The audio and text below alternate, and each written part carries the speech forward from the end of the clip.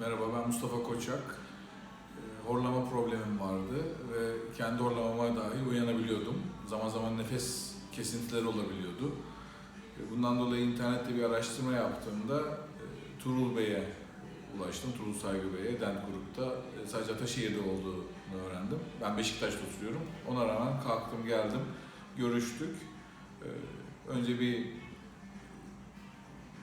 şikayetlerimi dinlediler. Ondan sonra neler olabileceklerini anlattılar. Bu protez en uygun çözüm olarak bana da geldi. Ve bu protezi yaptırmaya karar verdim. Hemen aynı gün zaten takmaya başladım akşam yatarken. İlk akşamdan itibaren farkını yaşamaya başladım. O rahatlığı yaşamaya başladım.